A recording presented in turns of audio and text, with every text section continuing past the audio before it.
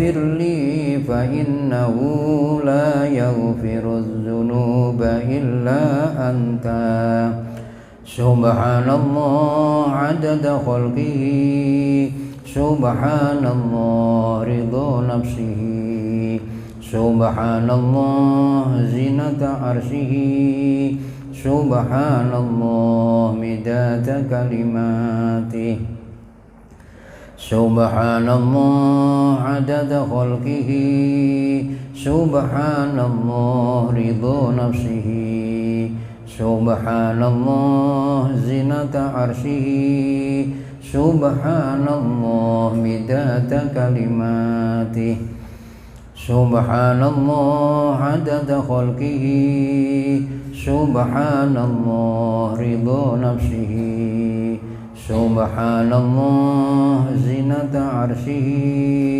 سبحان الله مداد كلماته رضيت بالله ربا وبالإسلام دينا وبمحمد صلى الله عليه وسلم نبيا ورسولا رضيت بالله ربا وبالإسلام دينا وبمحمد صلى الله عليه وسلم نبيا ورسولا رضيت بالله ربا وبالإسلام دينا وبمحمد صلى الله عليه وسلم نبيا ورسولا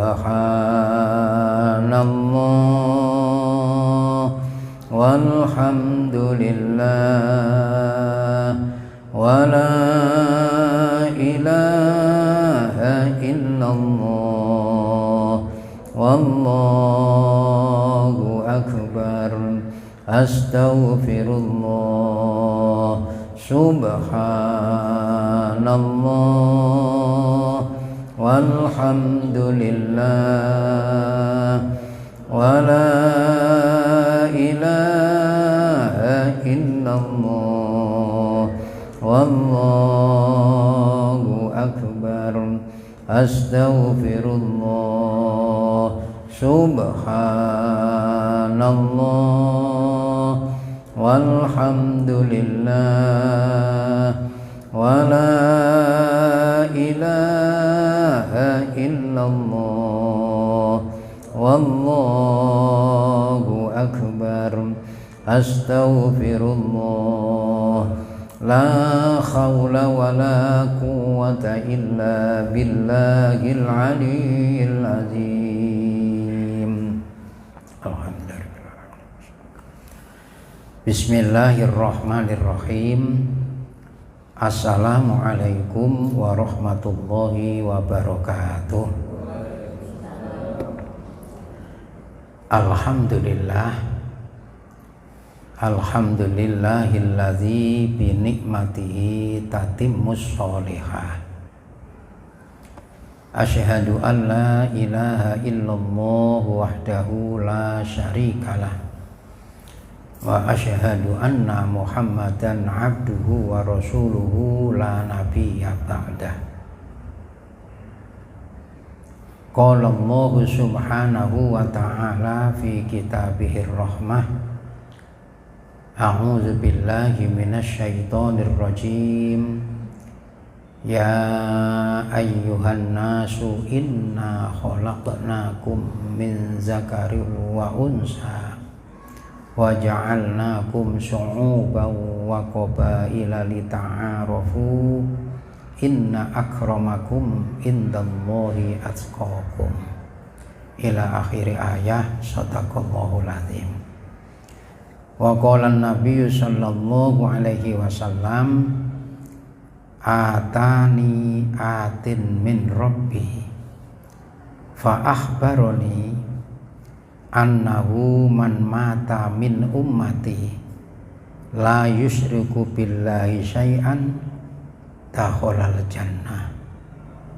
Qala fakultu wa in zana wa in sarqa qala wa in zana wa in saroko rawahu Muslim wa Tirmidzi wan Nasa'i.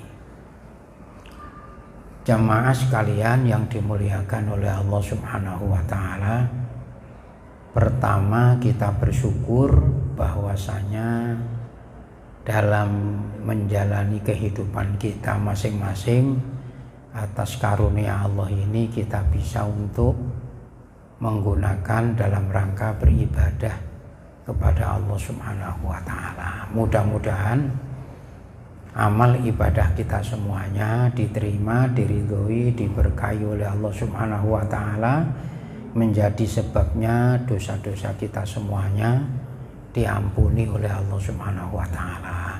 Amin, Allahumma amin. Karena kita bisa beribadah ini ya karunia-Nya Allah. Banyak yang masih diberikan kehidupan, diberikan kesehatan, tapi berat untuk mengajak dirinya beribadah.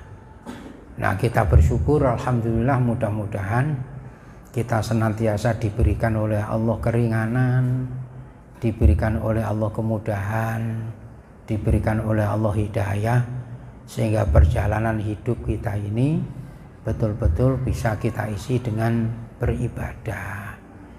Karena kita semuanya tahu perjalanan hidup kita masing-masing ini akan menjadi tanggung jawab kita masing-masing di hadapan Allah kelak di yaumil qiyamah. Maka kita mohon kepada Allah supaya di dalam kita menjalani kehidupan yang bersifat sementara ini betul-betul kita di dalam keberkahan Allah, di dalam keridhaan Allah, di dalam hidayah Allah, sehingga kita mampu untuk memilah dan memilih mana yang hak dan mana yang batil, mana yang benar, mana yang salah. Bukan sekedar coba memilah dan memilih, tapi bagaimana kita bisa diberikan kekuatan dan hidayah oleh Allah untuk bisa menjalankan yang benar dan meninggalkan yang salah. Pada dasarnya manusia itu tahu mana yang salah, mana yang benar, itu tahu. Tapi untuk menjalankan yang benar, meninggalkan yang salah itu tidak semudah seperti kita ngucap, seperti kita ngomong. Berat, nggak gampang-gampang. Maka kita bersyukur manakala kita diberikan oleh Allah bisa berada di dalam kebenaran, dan oleh karenanya kita harus tanamkan dalam hati kita masing-masing, semuanya ini adalah karena karunia-Nya Allah, bukan kekuatan kita, bukan kemampuan kita, tapi semuanya karena pertolongannya Allah Subhanahu wa ta'ala. Nah, ini harus kita tanamkan dulu dalam diri kita, sehingga niat kita menjalani hidup itu betul-betul tertuju kepada apa yang menjadi harapan kita. Niat kita hidup adalah niat agar dalam hidup senantiasa memperoleh ridhonya Allah Subhanahu wa ta'ala. Maka saya mengulang-ulang kembali agar kita betul-betul lebih memahami, termasuk saya sendiri, bahwa kehidupan kita sebagai manusia ini memiliki tugas kewajiban hanya 3. Yang pertama, kita wajib dalam hidup ini ikhtiar. Nabi saja ikhtiar, padahal Nabi Muhammad itu dipilih dan dicintai oleh Allah, manusia yang paling disayangi oleh Allah. Hidupnya senantiasa dipenuhi dengan ikhtiar, terus ikhtiar. Karena itu memang tugasnya manusia, ikhtiar. Nah, karena ikhtiar itu ibadah, maka di dalam berikhtiar itu dilandasi dengan syariat, dengan aturan. Nah, aturan itu datang dari pemilik agama. Nah, pemilik agama itu Allah Subhanahu wa ta'ala, maka aturannya datang dari Allah. Tidak boleh membuat aturan sendiri. Jadi jangan meniru seperti Panji Gumilang. Panji Gumilang kan membuat aturan sendiri, sampai membuat madhabnya, memilih madhab sendiri. Madhabnya Panji Gumilang ngaku apa? Madhab Soekarno ya, madhab Soekarno. Nah, saya ya baru tahu ketika si Panji Gumilang itu ngomong kalau ada madhab Soekarno itu. Anda tahu. Nah, kalau kita sebagai orang yang mengaku bahwa kita adalah orang ahlu sunnah wal jamaah, mengikuti bermadhab terhadap mazhab 4 mazhabil arba'ah, yaitu Imam Hanafi, Imam Maliki, Imam Syafi'i, dan Imam Hambali. Nah, karena itu madhab itu masing-masing ijtihad. Jadi antara satu dengan yang lainnya terjadi berbeda. Itulah ikhtilaf, itu perbedaan antara satu dengan yang lainnya. Jadi kita tidak bisa langsung mengikuti Rasulullah. Sekarang ini dikit-dikit kembali kepada Quran, kepada sunnah. Rasulullah itu tidak pernah berzakat menggunakan beras, apalagi menggunakan uang. Tidak ada satupun hadis yang menjelaskan bahwa Rasulullah pernah berzakat dengan uang, pernah berzakat dengan beras. Kalau kita kembali kepada Rasulullah, maka sampean tidak boleh berzakat dengan beras, tidak boleh berzakat dengan uang. Zakatnya dengan kurma atau gandum. Nah, di Indonesia ini makanannya bukan kurma, bukan gandum, makanannya beras. Kalau seandainya makanan sampean itu makanan gaplek, tahu gaplek sampean? Ya, mungkin zakatnya ya dengan gaplek. Tapi makanannya sampean sudah menggunakan beras. Nah, jadi makanan beras itu pendapat dari Imam Syafi'i, lalu menggunakan namanya makanan pokok yang mengenyangkan. Loh, itu modelnya itu. Tidak ujuk-ujuk langsung ngikuti Al-Quran dan Sunnah. Siapa yang menjelaskan Al-Quran dan As-Sunnah kepada kita? Guru-guru kita. Nah, oleh karena itu kita senantiasa memohon kepada Allah kekuatan iman kita, sehingga di dalam melakukan keyakinan agama kita itu senantiasa tertuntun, dan pada akhirnya kita tidak mudah untuk menyalahkan orang dan merasa dirinya paling benar. Nah, ini masalahnya. Contoh kecil nih, padahal itu bukan kecil tapi pokok. Wudu, mamanya wudu ini wudu. Sebagian ada yang menyatakan bahwa ketika membasuh, mengusap kepala itu, ada yang menyatakan seluruh kepala basuh. Ada yang cukup membasuhnya sebagian, sehingga sampai wudu itu kadang-kadang cuma ngambil air. Tapi yang salah lagi cuma hanya begini-begini saja itu ya. Ada yang loh, itu kalau kita menyatakan yang ini benar, yang ini salah, itu kan konsekuensinya kan melebar. Kalau sampai menyatakan bahwa yang wudu membasuh sebagian kepala itu salah, berarti syarat sahnya sholat tidak terpenuhi. Kan berarti kalau wudunya salah kan berarti belum terpenuhi dalam rangka untuk menghilangkan hadas kecil. Nah, orang sholat harus terpenuhi. Maka dikatakan hadis itu la sholata liman la wudu Allah itu.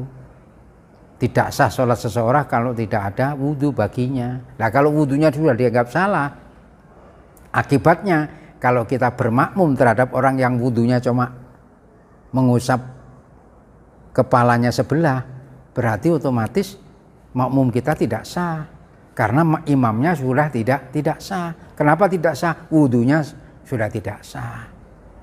Nah, kalau ini perbedaan, ada yang begini, ada yang begini. Oh, wudu begini boleh, yang begini boleh, sesuai dengan keilmuan kita. Nah, sampean biasanya dan saya biasanya wudunya mengusap kepala itu bukan seluruhnya, tapi sebagian. Mungkin ada yang seluruhnya. Karena ini penafsiran dari satu ayat yang berbeda-beda. Ayatnya sama, tapi berbeda-beda penafsirannya. Iza kuntum ila sholati faghsilu wujuhakum wa aydiyakum ilal marafiq wamsahu biru'usikum wa arjulakum ilal ka'bain, itu sama ayatnya. Tapi mengartikan, memberi makna wamsahu biru'usikum itu beda-beda. Ada wamsahu biru'usikum itu basuhlah dengan kepalamu, sehingga mengusap kepala semuanya. Ada yang baknya ailil ba'di, sebagian saja, maka mengusap kepalanya sebagian. Nah, sampean tinggal ikut yang mana, sehingga tidak menyalahkan. Dengan kita memahami ilmu, khazanah kita lebih luas, tidak mudah untuk menyalahkan orang. Nah sekarang ini kan modelnya banyak menyalahkan orang, lalu menuduh orang itu bid'ah, lalu bid'ah dolalah neraka. Jadi nuduh saudaranya yang setiap hari la ilaha illallah, setiap hari melakukan sholat, neraka saja. Nah ini kan masalah. Padahal seperti sampean-sampean ini, jaminannya surga. Ini sampean-sampean ini. Karena sampean tidak menyekutukan Allah. Sebab hadis Nabi di sini ada. Yang tadi diriwayatkan oleh Imam Muslim, Imam Tirmidzi, Imam Nasai itu. Kata Nabi begini, atani atin min robbi fa'akhbaroni, datang kepadaku utusan Allah. Siapa itu? Malaikat Jibril. Datang kepada Rasulullah, fa'akhbaroni. Lalu malaikat Jibril itu memberi kabar kepadaku. Apa kabarnya di sini? Annahu man mata min ummati la yusyriku billahi syai'an dakhalal jannah. Sesungguhnya manakala dari umatku itu meninggal, matinya tidak dalam keadaan dia mensekutukan Allah dengan sesuatu, dakhalal jannah, maka umatku yang meninggal tanpa dilandasi dengan mensekutukan Allah tadi, jaminannya masuk surga. Lalu Nabi bertanya, qala fakultu wa in zana wa in saroko. Walaupun umatku tadi pernah melakukan zina, melakukan pencurian, iya. Walaupun dia pernah zina, walaupun pernah mencuri, jaminannya surga. Asal tidak mensekutukan Allah. Yang menjadi sebab tidak ada jaminan surga itu apabila kita mensekutukan Allah. Sehingga sampean dan saya harus tahu musyrik itu apa, kafir itu apa. Kafir itu macam-macam. Kalau musyrik cuma satu, mensekutukan Allah dengan sesuatu. Maka di dalam Al-Quran disebutkan orang yang mensekutukan Allah tidak bakalan dosanya diampuni. Tapi kalau orang kafir, kalau dia bertobat diampuni oleh Allah Subhanahu wa Ta'ala dengan kesalahannya. Makanya ada kan kalimat dalam Al-Quran itu, la in syakartum la azidannakum wa la in kafartum izna azabila satin. Kalau kita itu pandai mensyukuri nikmatnya Allah, Allah akan menambah. Tapi kalau sebaliknya kita kufur, nah kufur terhadap nikmat. Sholat itu salah satu karunia Allah, nikmat Allah. Maka siapa yang aku beriman kepada Allah tapi dia tidak melakukan sholat, bukan hilang imannya, tapi dia mengkufuri karunia Allah berupa sholat tadi. Maka kata Nabi, siapa yang meninggalkan sholat dengan sengaja, dia termasuk golongan kafir yang nyata. Man taroka sholatan muta'ammidan faqad kafara jiharon. Lah dosanya dosa karena meninggalkan sholatnya. Diazab, disiksa karena meninggalkan sholatnya. Nanti kalau sudah sampai pada batasnya akhirnya, karena imannya itu masih ada di dalam dirinya, keimanannya dijamin masuk surga. Beda orang yang beriman itu. Maka iman ini harus dijaga, harus diawasi oleh kita, sehingga sampai terbawa nanti sampai mati kita. Maka kita sering berdoa, minta kepada Allah, hidup dalam keadaan iman, mati pun tetap dalam keadaan iman. Nah ini minta ini harus dibuktikan dengan perbuatan. Karena minta itu doa. Doa ini kewajiban kita sebagai orang muslim, orang mukmin. Setelah ikhtiar, kewajibannya adalah berdoa. Sholat sampean. Maka di dalam sholat jangan lupa, setiap melakukan sholat dalam sujud terakhir, berdoa kita mohon kepada Allah. Sujud yang terakhir, apakah sholat sunat, apakah sholat fardu, setelah membaca doa tasbih subhana rabbiyal a'la wa bihamdi, biasa dibaca sampai 3 kali itu. Lalu kita tidak langsung duduk untuk melaksanakan tahiyat akhir, tapi masih melangsungkan sujud kita, berdoa di situ. Subhanakallahumma rabbana wa bihamdika Allahumma gfirli. Minta kita kepada Allah. dibaca minimal 3 kali dalam sholat. Nah, itu. Sampean sudah hafal semuanya kan itu sudah hafal belum ibu-ibu? Jadi itu dibaca pada waktu sholat sujud yang terakhir, bukan sekedar cuma subhana rabbiyal a'la wa bihamdi, subhana rabbiyal a'la wa bihamdi, subhana rabbiyal a'la wa bihamdi, tapi tambahi subhanakallahumma rabbana wa bihamdika allahumma firli, subhanakallahumma rabbana wa bihamdika allahumma firli. Bibir dan lidah kita mengucap, hati kita senantiasa tertuju hanya memohon ampun kepada Allah, memuji karena Allah memang yang berhak dipuji, mengagungkan karena memang Allah yang berhak diagungkan. Akhirnya kita memohon agar dosa-dosa kita diampuni oleh Allah Subhanahu wa taala. Nih, karena kehidupan di dunia ini saat waktunya kita untuk berjuang dalam rangka membekali diri kita masing-masing. Nih. Jadi hadis sudah jelas ini, sehingga orang yang beriman itu beda dengan orang yang musyrik. Nah, istilah kalau di Indonesia ini tidak boleh lagi menyebut kafir, ini tidak bisa. Tapi sudah ganti berubah, diperintahkan, diminta supaya menyebut namanya non muslim. Mereka kalau itulah bukan ada muslim, ada non muslim. Orang muslim itu siapa? Orang muslim ya orang yang mengakui tidak ada Tuhan selain Allah, Muhammad Rasulullah, yang tergabung dalam 2 kalimat syahadat. Orang yang mengucapkan 2 kalimat syahadat orang muslim, orang Islam. Berarti orang yang mengingkari adanya Tuhan ya non muslim. Identik orang non muslim itu sama dengan musyrik karena mengakui ada Tuhan selain Allah. Nah ini maka kita bersyukur diberikan oleh Allah hidayah sehingga kita tetap dalam keimanan kita. Nah, mudah-mudahan keimanan ini terjaga, tadi saya katakan hidup kita sampai mati kita. Itu Allahumma ahyina bil iman wa amitsna bil iman wa akhrijna minad dunya ma'al iman. Ya Allah, hidupkanlah hamba-Mu dalam tetap keadaan beriman. Kalau sekiranya hamba-Mu Engkau matikan, ya Allah, matikan dalam keadaan beriman. Orang yang mati yang beriman berarti matinya dalam keadaan husnul khotimah. Matinya mengucapkan kalimat la ilaha illallah. Nih, sebab perjalanan hidup kita ini tidak sama waktunya. Ada yang panjang, ada yang pendek. Beberapa waktu yang lalu yang saya katakan itu di perumahan Arisko. Kebetulan saya mendapat tugas khotib Jumat di sana, yang sudah sering kali saya ceritakan di mana-mana. Sebelum sholat Jumat, pengurus masjidnya datangi saya, Pak Yai, ini ada jenazah, disolati sekarang apa nanti? Ya kalau bagusnya nanti aja, sesudah sholat Jumat baru disolati.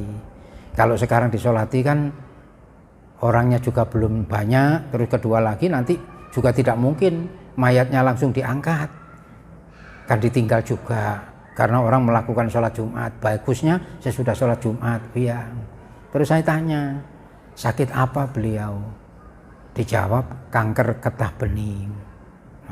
Saya juga nggak ngerti, cuma tanya aja, namanya bukan. Terus keduanya saya tanya lagi, umurnya berapa? 25 tahun ya. 25 tahun sudah diambil pemiliknya. Lah sampean sudah lebih dari 25 tahun kelewatan sudah. Nah, jadi malaikat Israilnya kelewatan. Jangan mengira malaikat Israil kelewatan, belum waktunya karena memang belum pada batasnya.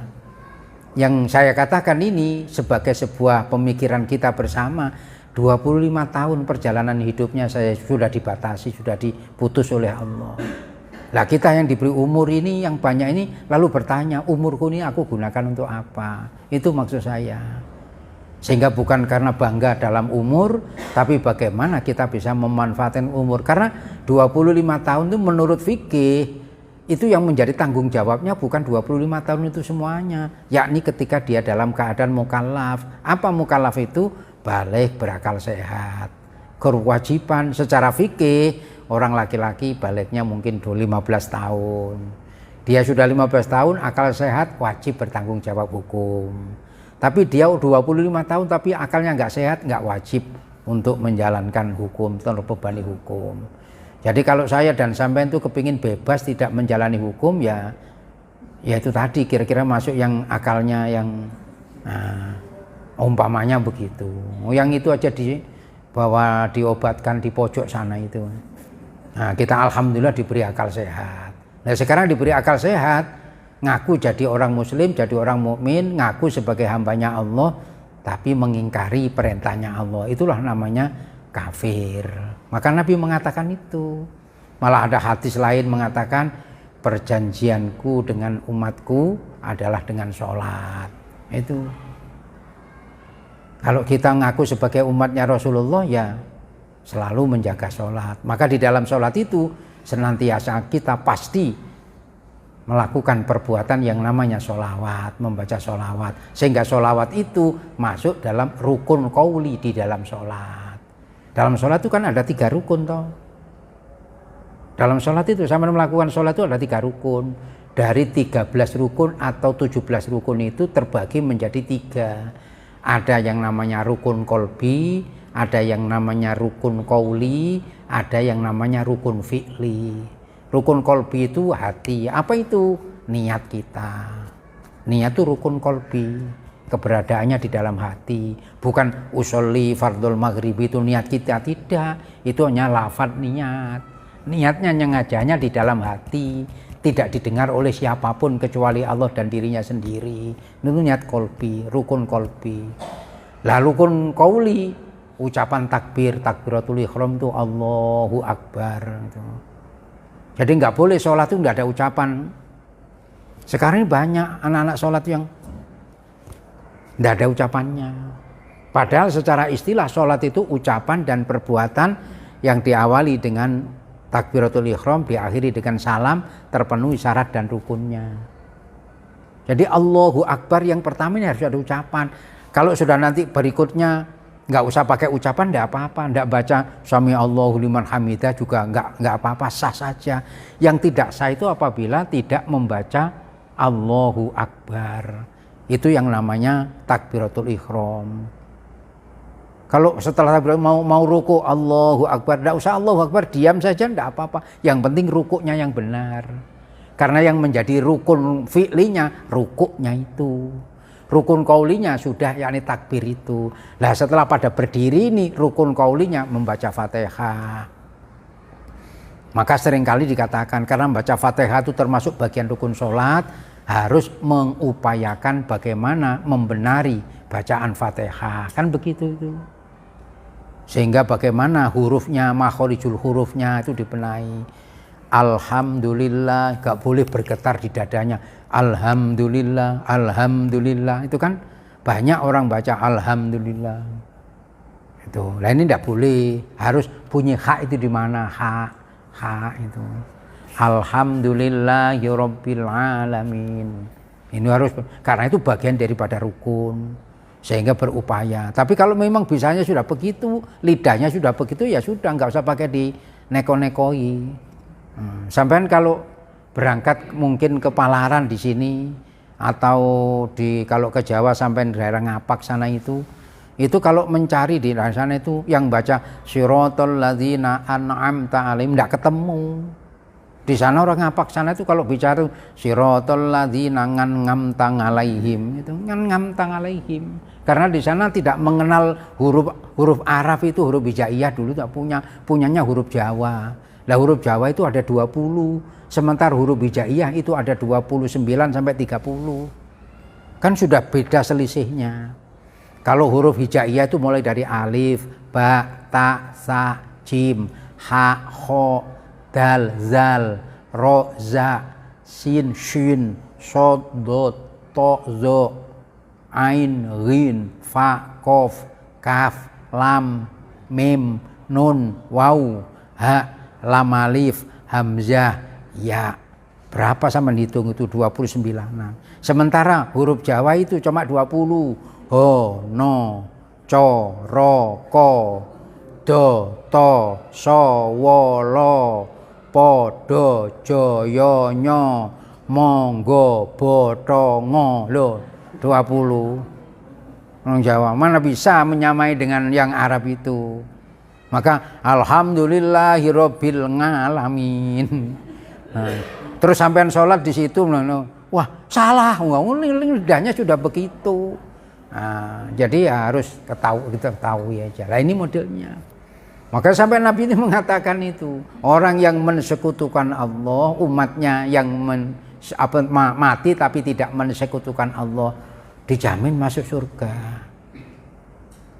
Karena kalimat tauhid tadi, kalimat keyakinannya, maka meyakini yang begitu indah menurut kita mudah, tapi berat kalau tidak dapat hidayah. Tapi kalau sudah dapat hidayah, begitu bagaimana seorang budak sampai kenal dengan sejarah itu, yang dikenal dengan Sayyidina Bilal itu. Bagaimana beliau? Seorang budak. Karena mendapatkan hidayah dari Allah, lalu meyakini ketauhidannya, beriman, dia mempertahankan disiksa dan bagaimanapun tetap dia ahad. Nah sekarang banyak yang tidak karena disiksa sudah melepaskan tauhidnya. Masa sudah masuk? Belum, masih baru ngegas ya. Ya kalau sudah waktunya ya sudah, enggak usah diterus-teruskan. Yang penting satu, hadis ini tadi ingati, saya bacakan sampean. Ini ada ditulis di dalam kitab Mukhtarul Ahadits. Rasulullah berdasarkan hadis yang diriwayatkan oleh Imam Muslim, Imam Tirmizi, Imam Nasai, beliau menyatakan ini kabar dari malaikat Jibril memberi kabar. Tentu kabar itu datang dari Allah Subhanahu wa taala. Apa kabarnya?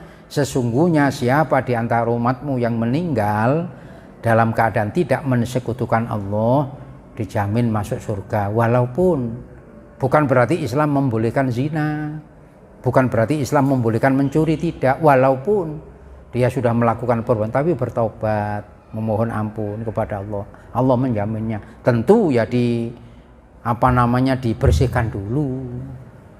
Dibersihkan dulu. Coba membersihkannya kan bukan menggunakan air. Kalau toh menggunakan air kan air yang sudah direbus. Nah, itu menggunakan api. Wallahu alam, yang nggak usah dipikir lah neraka, nggak usah dipikir. Karena sampean potongannya nggak bakalan masuk neraka. Sampean ini potongannya potongan masuk surga semuanya. Dan mudah-mudahan masuknya bi ghairi hisab, tanpa dihisab oleh Allah. Sebab nanti kalau dihisab masuk ini. Kalau orang musyrik nggak usah pakai dihisab, langsung lempar, langsung. Nah, kalau sampai nanti ada, makanya kan ada fa amman sakulat mawazinuhu fa huwa fi 'aisyatir wa amman khaffat mawazinuhu fa ummuhu hawiyah. Itu ada. Jadi keimanan itu. Maka perbuatan baik kalau dibingkai iman sampai kepada Allah. Tapi perbuatan baik tapi tidak dibingkai iman enggak sampai kepada Allah. Maka bersyukurlah bagi kita yang diberi hidayah oleh Allah iman. Terima kasih. Mudah-mudahan ada manfaatnya. Al-Fatihah. A'udzubillahi minasyaitonirrajim. Bismillahirrahmanirrahim. Ar-Rahmanir-Rahim. Maliki yaumiddin. Iyyaka na'budu wa iyyaka nasta'in. Shiratal ladzina an'amta 'alaihim ghairil maghdubi 'alaihim waladdallin. Amin ya mujibas sa'ilin. Bismillahirrahmanirrahim. Allahumma shalli ala sayyidina Muhammad wa ala ali sayyidina Muhammad. Alhamdulillahirabbil alamin. Allahumma inna nas'aluka ilman nafi'a wa amalan mutaqabbala wa yaqinan shadiqa wa rizqan wasi'an halalan tayyiban mubarakan bi rahmatika ya arhamar rahimin. Wa sallallahu ala sayyidina Muhammadin nabiyil ummi wa ala alihi wa sahbihi wa baraka wa sallam. Walhamdulillahirabbil alamin. Kita akhiri bersama dengan membaca doa kafarat majelis. Bismillahirrahmanirrahim. Subhanakallahumma wa bihamdika asyhadu an la ilaha illa anta astaghfiruka wa atubu ilaik. Wassalamualaikum warahmatullahi wabarakatuh.